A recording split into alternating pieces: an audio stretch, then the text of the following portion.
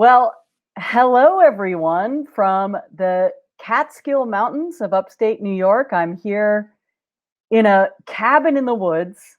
And if you see anyone behind me waving a chainsaw and wearing a mask, don't worry, it's just my wife. Um, so thank you so much, Susanna. I really appreciate the fact that you have gone undeterred, all the folks at Games for Change, and have made it possible for all of us to come together online from all over the world to celebrate games for the better good of humanity. We can go ahead and roll my slides. So Susanna did a great job of introducing me. I'll just say briefly that I am a professor at Parsons School of Design. And there I co-direct Pet Lab with my partner, John Sharp, who is co-director as well.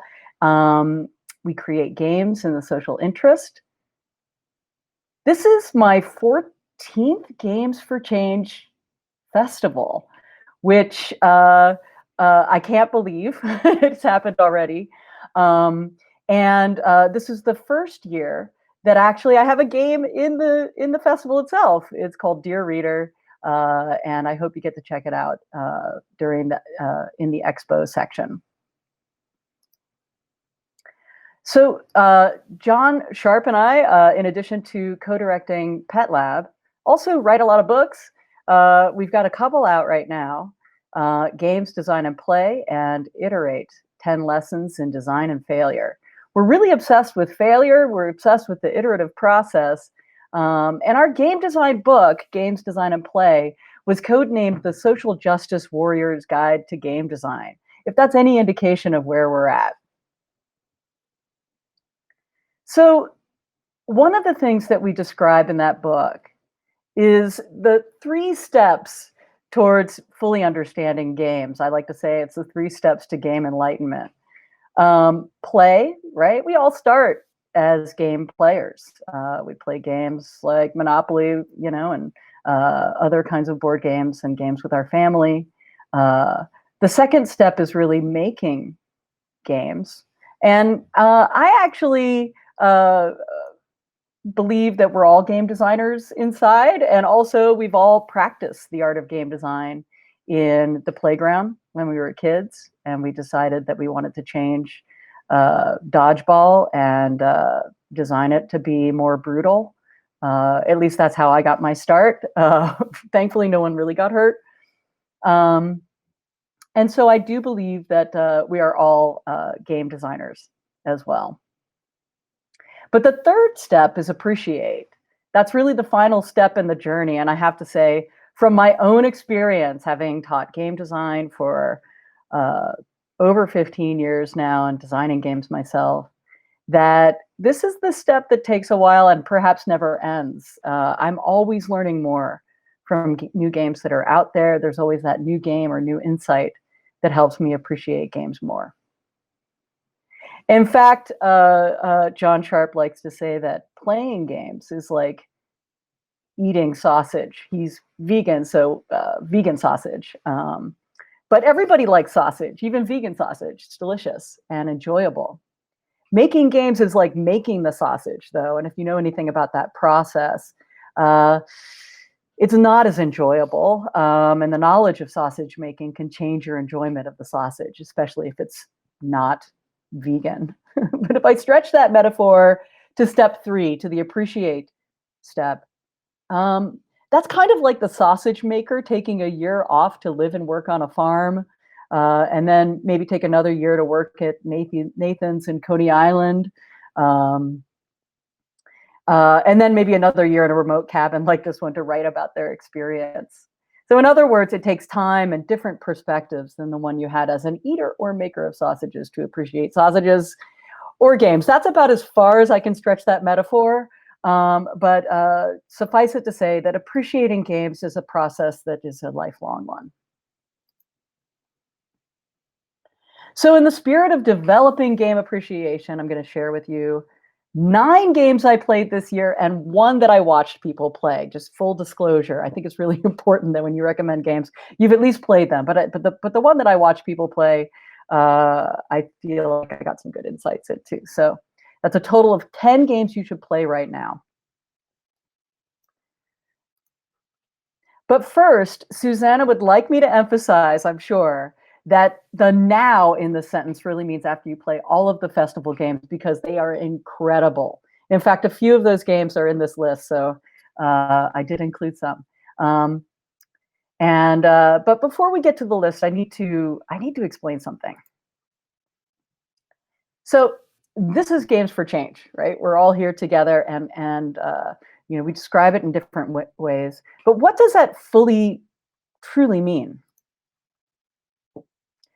I would say that if I were to describe it to someone who's outside of this field, that it's a community of practice that began as an effort to make games for social change, funded by or within the change industry. So that would encompass everything from government propaganda to education and nonprofits and activism.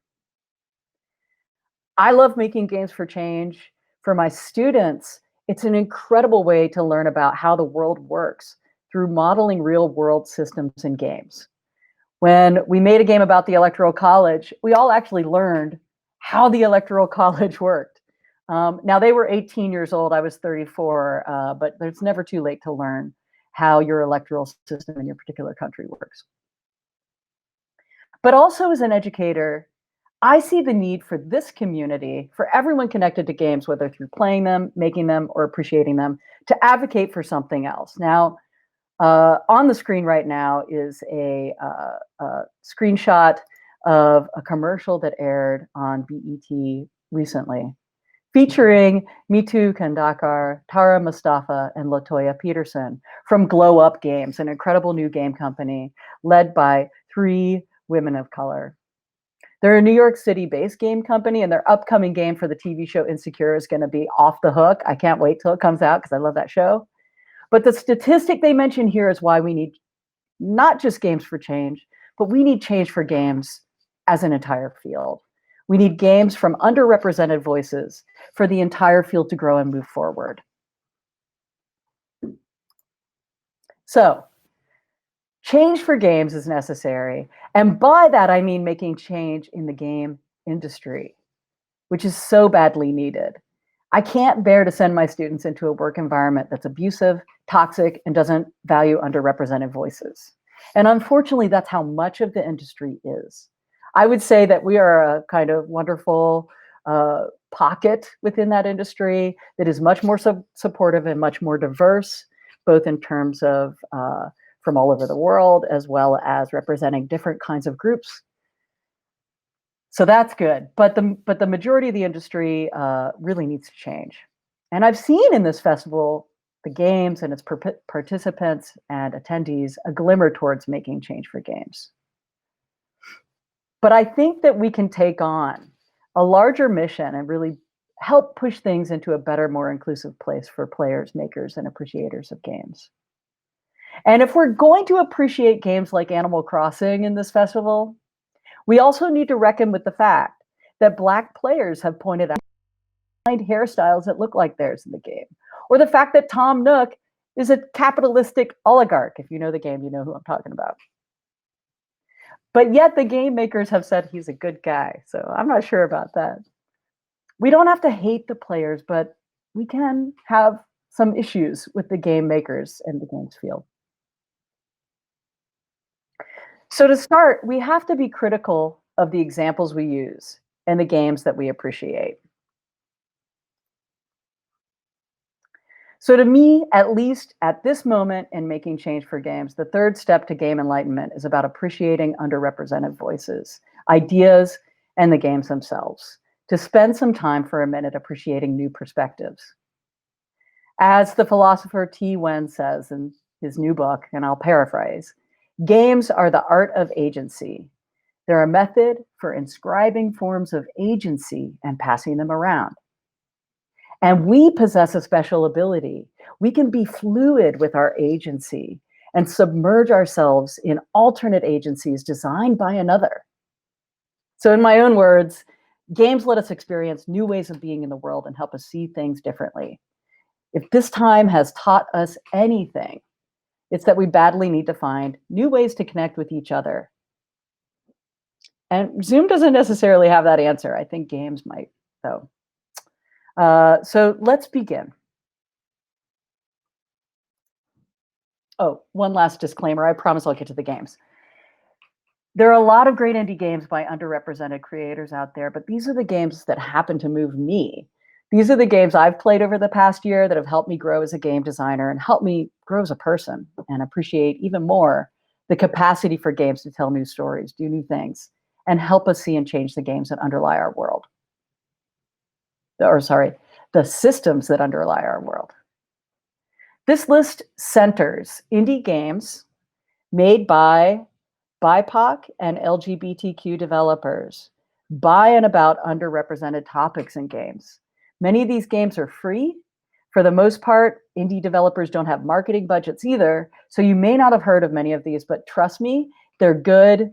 And so without further ado, let's just go ahead and get into the list. Also, they're not in any particular order. They're really just in an effort to string together a narrative about the games from the last year. So to begin, 2020 has been a whole year and 6 months, I think we'd all agree.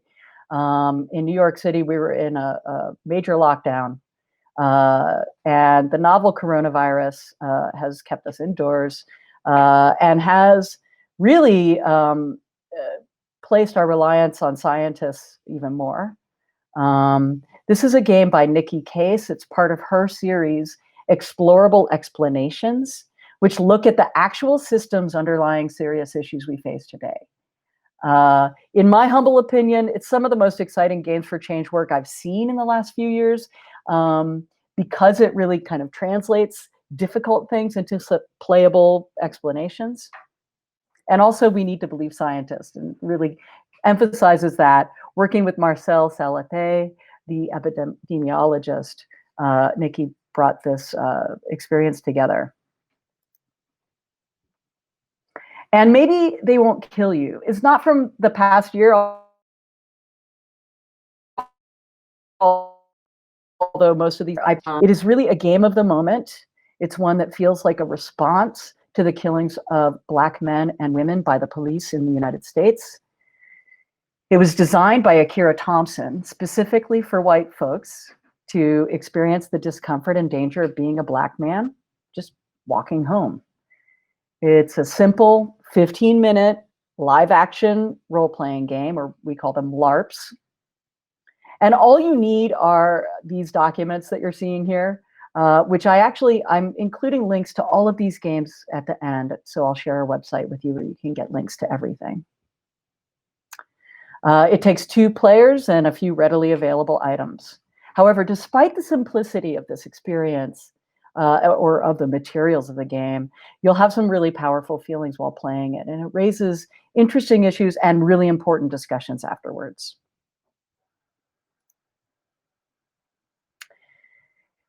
It looks like you should pronounce this Sweet X Heart, but it's actually pronounced Sweetheart, I understand, from Kat Small, the creator of the game. And it's in this year's festival under the category Most Significant Impact. And it certainly had an impact on me. So much so, I require this game for all of my students. It's a game of everyday vignettes in the life of a Black university student in New York City, told with really cute graphics and some very sweet moments. But it also has some moments that are not as sweet. I'm not going to spoil anything. It's got highs and lows and all the stuff life is made of. It's really a wonderful slice of life experience, and it's going to stay with you. It has quite an impact. I want to also say that Kat is not just a game designer. She's a major organizer and advocate in games and technology. She's the co-founder of Code Liberation, which offers free courses in game design for women and other marginalized folks. And she's one of the founders and organizers of Game Developers of Color, which happening in September. It's going to be online, so make sure not to miss it. And if you have the ability, please give them some love through sponsorship or donations. Treachery in Beatdown City is also a New York City game made by a New York City developer, Sean Alexander Allen, and other collaborators. And Sean also happens to be one of the founders and organizers of Game Developers of Color Expo. So double big up for that festival. It's got a new gameplay mechanic that mashes up a retro style Double Dragon kind of fighting game with a turn-based strategy of an RPG. Retro style, a great 8-bit soundtrack, and it speaks to our contemporary moment too. Throughout the game, there's plenty of commentary about gentrification, police violence, nationalism, and racial stereotyping. And it's funny too, there's a lot of fighting, which isn't good in real life, but in games, we're allowed to do these things that we don't do in real life. And I highly recommend it. It is a Games for Change game, even though it may look just like a lot of fun. Now for something completely different. This game is definitely not set in New York. It's light years away. Can Androids Pray is a meditation on life, death, and the existence of supreme being, a goddess, a god, depending on what your thoughts are, told via the perspective of two angry femme mech pilots at the end of the world. Which, if that doesn't get you, I'm not sure where your head's been all year. Mine's been in the body of an angry femme mech pilot, I feel like. Xavier Nelson, who's one of the creators, along with Natalie Clayton and Priscilla Snow, who did the music, is currently making a game set at an airport for aliens currently run by dogs with the title of the same name that I had a chance to play an early build of. And led me to search in his back catalog for some of his other games, and I found this one, and I was blown away. You might also know some of his writing through Hypnospace Outlaw, which is another great game. But either way, Xavier and his collaborators via his company, Strange Scaffold, are folks to watch. From two angry femme mech pilots to a few blokes in a back alley, Hard Lads is a meditation on masculinity and sexuality by Robert Yang. It's a loving rendition of a viral video that traversed the internet a few years ago. You might have seen it. And it has some truly special moments that take us beyond the original iPhone video that went viral to something sublime, really strange, and actually quite moving, believe it or not, even though it mostly involves two guys hitting each other with chairs, and there is a kissing scene in the video and the game too. So I highly recommend it. It's a game that gets even better as you replay it. Just a little hint there. We Should Talk is a game that's out in 2 days. This is the one I haven't fully played. I actually watched it being played as it was being made. It comes from a group of Robert Yang's former students at the NYU Game Center. And like chips off the old block, Robert was one of my former students at Parsons. So 3 generations of game makers here in one talk.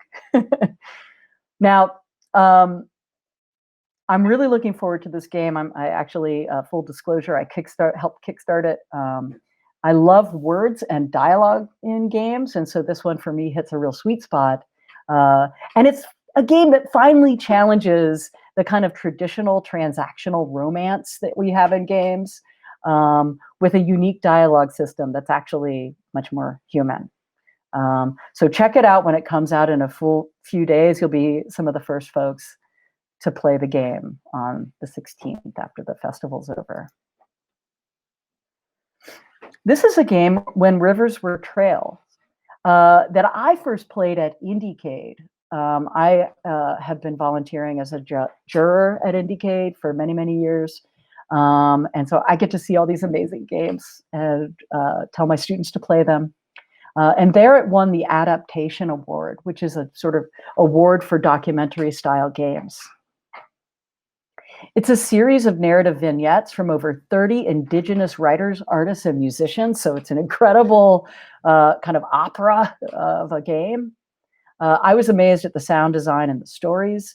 And the fact that despite it being developed by an educational unit over in Michigan, it's good, and I couldn't stop playing. Now, sorry, educational game developers, we can make great games, but it is an entertaining title as well. I guarantee you'll think more about the true history of the ground you're on while you're playing it as well. I'm actually speaking from land that was taken from the Lenape people, that was stolen. So you might want to think about where you're listening from, especially if you're in a place that had indigenous people who called this place home. All right, mission, it's complicated. Now, full disclosure, before the festival began, someone from Shell Games reached out to me and suggested I play their game. So I did, and I'm really glad they did. It's honestly not the kind of game I would normally play, but for my past tween closeted self, I'd be all over it. It's a dating game for LGBTQ superheroes, so it's definitely got a hook. But the most important thing that I think we can learn from this game is that many of the developers were LGBTQ members, but they also paid a Latinx trans sensitivity reader to work with them from the beginning. So if you want to make a game that's inclusive, it's really important to hire and pay folks to help you be sensitive to their lives and topics, particularly if you're not coming from the group that you're representing. And number 10. Okay, this is not really a game, but it's so much fun, it feels like one. The Electric Zine Maker by Natalie Lawhead is a print shop and art toy for making zines. I wish more digital tools were like this. It makes making fun again. And I think we could use more zines these days and more indie games centering underrepresented voices. Since we're still likely to be stuck at home for a while, and since it's too hot, at least in the Northern Hemisphere, to keep making sourdough bread with our time, you might want to make a zine. So in that spirit, maybe it's time for you to make a zine or a game after you've played some of these. A quick word about platforms. Many of these games are available on different platforms, from Steam to Nintendo, itch.io. And if you can, you should get it there, because it's pay what you want for both you, the player, as well as creators. They set a minimum price, but then also they pay what they want to the platform holder, to itch.io, in terms of percentage, from $0 or 0% on up. Most platforms like Steam and the App Store take at least 30% from developers. So if you can pick up these games from itch.io, because you know that at least the revenue share between the maker and the platform holder is something that the maker has defined themselves. That is it. Thank you for listening and letting me share some of my favorite games of the last year, which I feel like was 10 years. But at this link, changeforgames.com, you can find links to the games I talked about today. You can find more games than the list that I had, because I couldn't include everything. Resources, events, festivals, and organizations that even have a presence here at Games for Change, like Able Gamers and Take This, incredible organizations you'll hear from later. If I missed something on the list, please just reach out to me and let me know. I've got my contact information on there. I hope that the games that have moved me this year will move you too, and I look forward to playing, making, and appreciating games with you all over the next couple of days. Thank you so much.